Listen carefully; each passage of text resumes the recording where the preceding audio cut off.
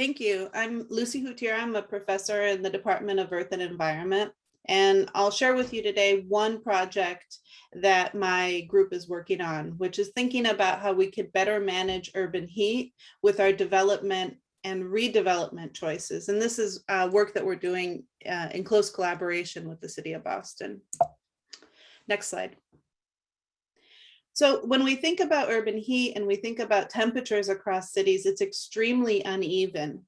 The spatial patterns in what we see for the heat are very much related to what things like canopy cover look like. There's a circle in both of these images showing a cool island located near the Boston Commons, which is an area where you have some of the highest canopy.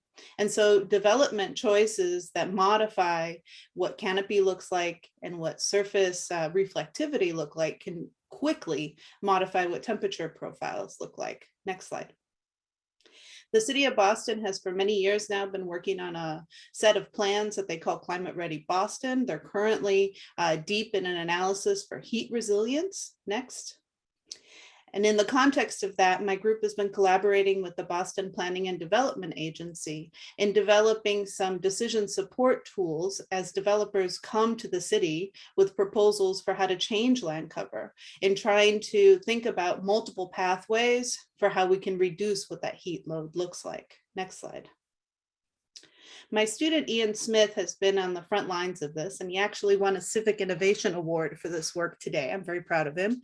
And what he's been doing is he's been building statistical models that are based on aircraft and remote sensing data at very high spatial resolutions to look at how things like the amount of tree cover or grass cover or buildings or surface reflectivity statistically affect what the temperatures look like, taking into effect neighborhood scale effects. So he's been running these models at the individual ownership parcels or at census tracts, which is what's shown in the map. Next. He's taken this modeling framework and he's now applied it to 5 cities. So shown here in the different colors is how his model fit estimates for surface temperature relate to what is actually observed with satellite data. So looking at San Diego, Durham, North Carolina, Boston, Washington, D.C., and Chicago, more than 80% of the spatial variability in temperatures that's observed can be explained with these land cover characteristics. Next. What we've been doing is we've built a model, and here this is the Suffolk Downs area of Boston. This is an area that has been extensively discussed for how it can be redeveloped.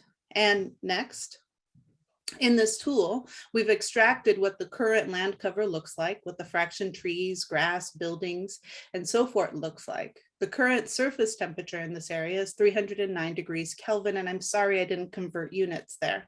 Next.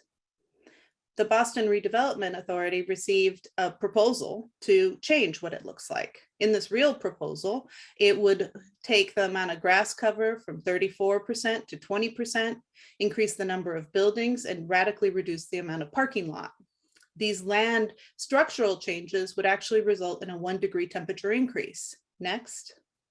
But depending on what sort of roofing materials are chosen, in this plan, you could actually reduce the temperature by 3 degrees if the right choices are made in the surface characteristics for those roofs. Next. But when we think about pathways for solving heat, it's more than just what we described here. The needs are not a one-size-fits-all solution. The demand and needs are very spatially variable. Next. And I think I'm going to stop there and pass it to Pam Templer. Next.